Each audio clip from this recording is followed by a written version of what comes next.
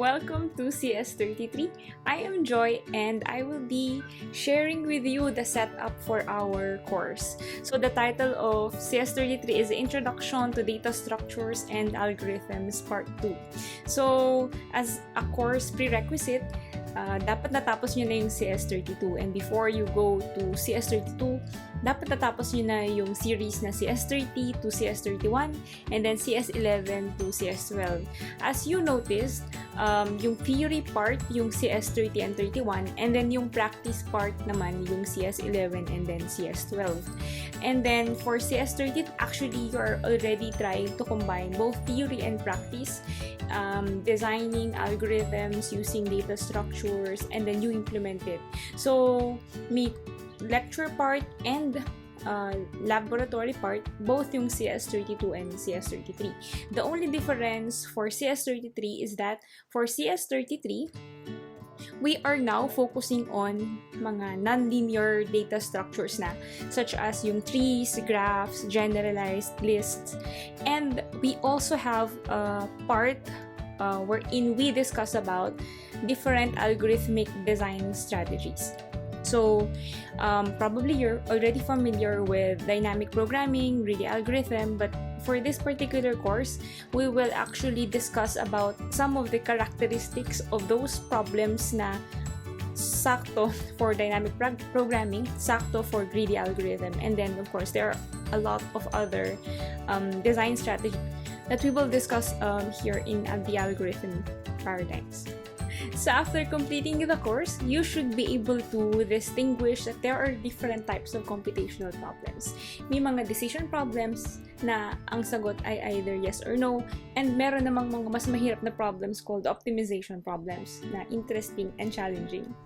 And then, after the course, you should be able to identify the key concepts of algorithm design strategy. So, hindi lahat ng problems appropriate yung specific design strategy. In this course, nalalaman natin ano yung characterization ng mga specific problem na yon, bakit sakto sa kanila yung specific design strategy. And then, after the course, you should be able to identify yung mga fundamental data structures na hindi pa kayo familiar with. Ito yung mga tree-like, graph-like data structures and yung mga different variants pa nito and how you will efficiently implement it. For the implementation, hindi naman tayo yung first time na nakaisip nito, so there are already existing pseudocode that we need to implement para magamit yung mga fundamental data structures na to.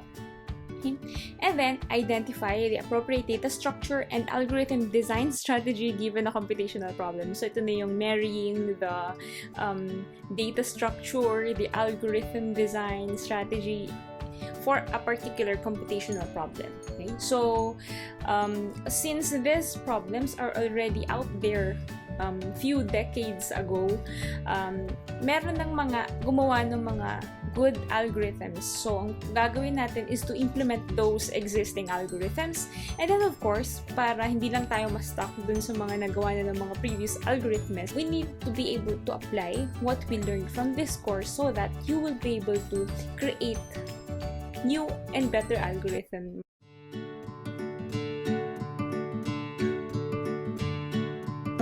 Good afternoon, good morning. I am Philip Rizal Zuniga. I will be part of the CS33 team that will be handling the course for this year. I am really happy because I will be working with Joy, with Ina, with Ivy, and hopefully we can deliver a well-crafted CS33 offering for you. So I know that we are still in a pandemic right now, and I hope that we can all cope in the situation that we have right now. Yun, looking forward to being your teacher for this iteration of CS33. Good luck. Hi everyone, I'm Ivy Ordanel, one of your love instructor.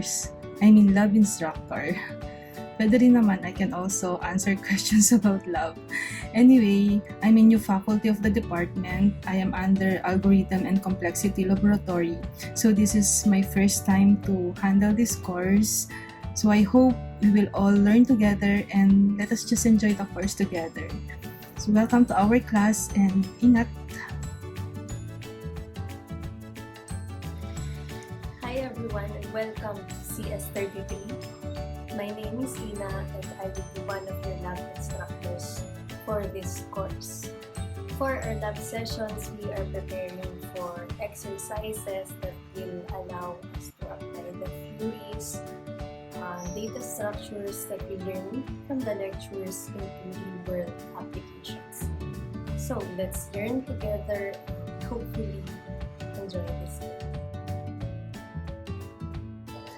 Hello again, I am Joy. I'm one of the instructors of CS33 this SEM.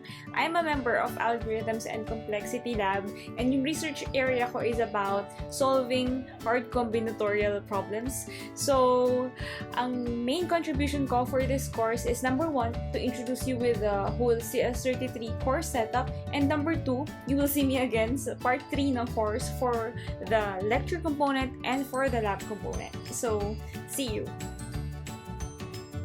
Okay, so for the course setup, we will use 3 learning tools, Oovle plus Notion plus OJ. Primarily, we will use Oovle for all the announcements, messaging, submission of requirements, and then we will use Notion for the collection of all the resources that we will use in this course. OJ is for submission of your machine exercises.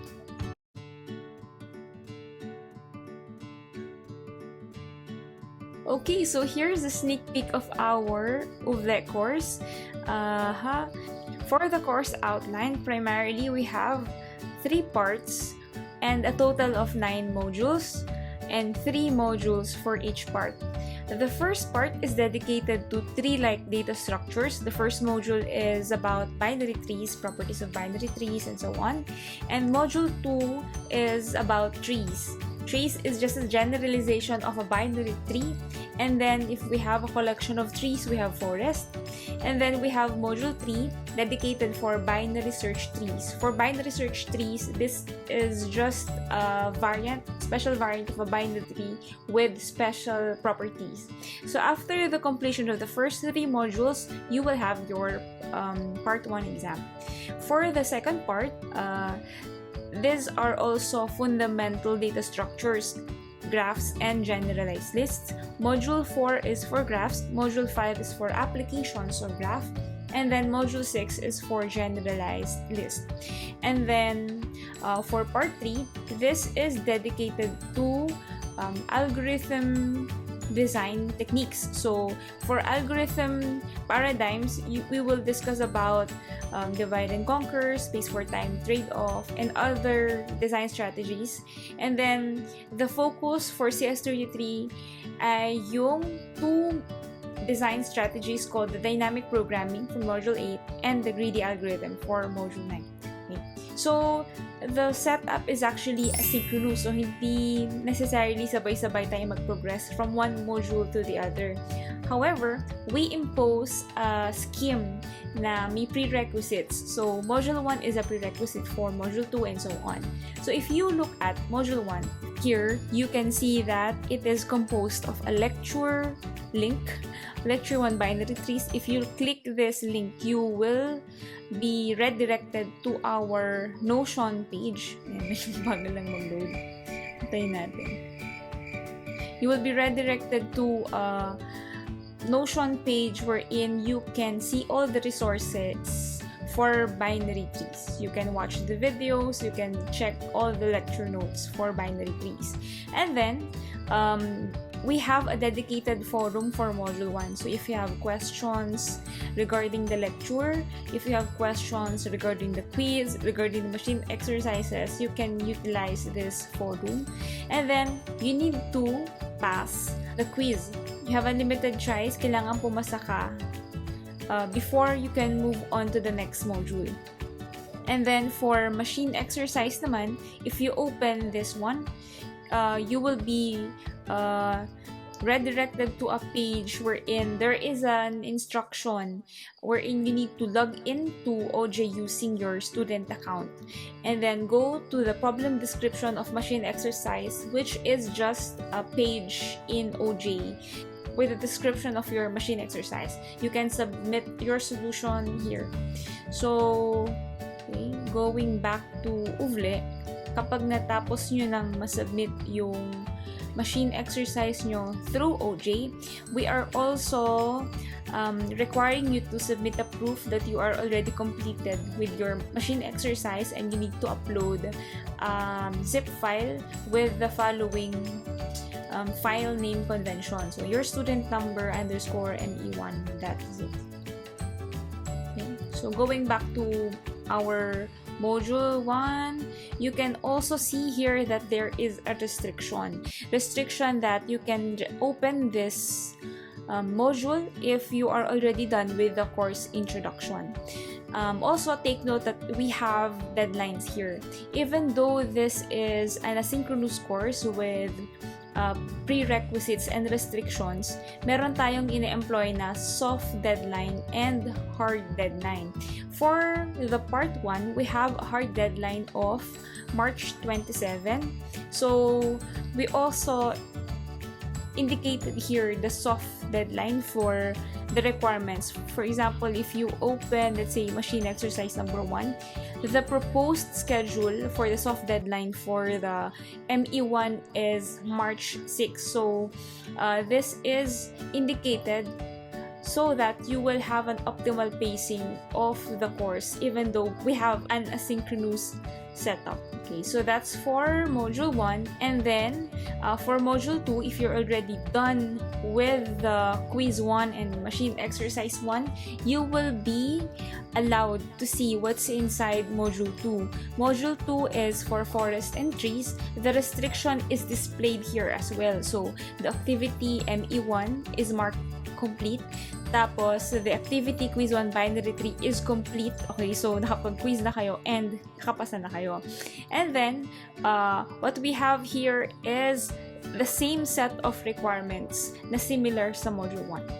So, remember that we have predefined deadlines for all the requirements of the course. You can also check out the list of upcoming events.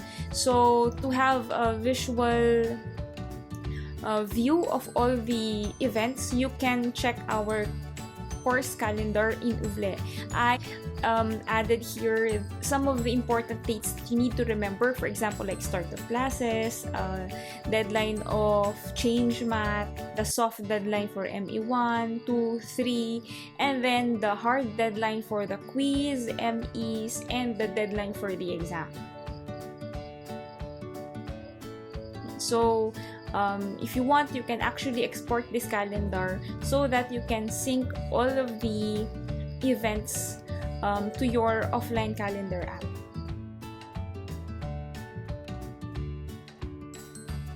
app. Even though it's visible from the UVLE, here's a summary of all the requirements for our course. We have 3 long exams. We have 1 long exam per part. We have a total of 9 quizzes, 1 quiz per module, and then we have a total of 9 machine exercises, 1 ME per module. And then here's the grade composition. We have 40% for your long exam, and you have 40% for all the machine exercises. So we will take the average for the machine exercises.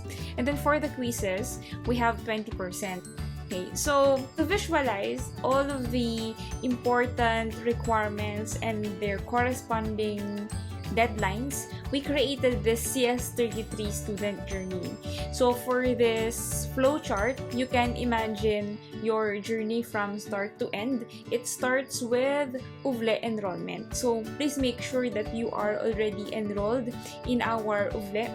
and we will utilize actually yung integration between CRS plus UVLE. But of course, hindi natin alam kung meron pa rin students na hindi automatically na-add sa UVLE. And then, since you are already watching this video, I would assume that you are in the class introduction phase. So after watching this video, you can now proceed to Module 1, wherein you can watch all the resources for Lecture 1, take the quiz that you need to pass, and then submit your ME1. Okay, so the suggested deadline for ME1 is March 6. Okay, please make sure that before you take ME1, nakapag-review kayo on C programming language and you were able to review the how-to video for OJ, and you were able to confirm that you have an OJ account. Okay, so after submitting all the required requirements for Module 1, you can now proceed to Module 2 with lecture, quiz, and ME. So after completing Modules 1, 2, and 3, you will now be eligible to take the exam. Ang deadline is on March 27. Okay, so after taking the exam, so hindi naman necessarily papasa dito, okay lang na hindi ka pumasa, pero pwede ka namang bumawi sa mga succeeding exams, you can now proceed to Part 2 and then to Part 3. Okay, so at the end of the SEM, of course, we will announce the class standing. You will have a limited time to question or share your concerns about your grade, and then after that, we will have a deadline, and then we need to submit your grade to CRS, and I think that's the end of your CS33 journey. So please take note of the important dates because these are hard deadlines. We have March 27 for the Part 1 deadline. We have May 8 for the Part 2 deadline. We have June 5 for the Part 3 deadline. Bakit natin ginawa na divided into 3 and meron tayong hard deadline for each part? The main intention is to not encourage you na mag-cram during the last part. So, if we do it this way, the higher yung chance na matatapos natin yung SEM na to at hindi kayo matatambakan sa dulo ng SEM. Okay? Also, take note that according to the academic calendar for second SEM, we have 2 breaks. Hindi ko na na-complete to, but we have the Lenten break, and that is between Exam 1 and Module 4. And then we also have a reading break between Module 6 and Exam 2. But since this is a hard deadline, you could, of course, take the exam before kayo magkaroon ng reading break. Before we end, we have a list of house rules. So number 1, we assume that you are updated. So please stay up to date, read the announcements, read your emails, and then make sure that you are aware of the deadlines. Number 2, interact with your classmates using forums for the questions and concerns, and then utilize UVLE messaging for the questions na hindi agad na-address sa forum. And for urgent cases, you can text or send us an email. And then third house rule is, of course, be honest. Okay, so please be reminded that all the resources that we share in this course have intellectual property rights.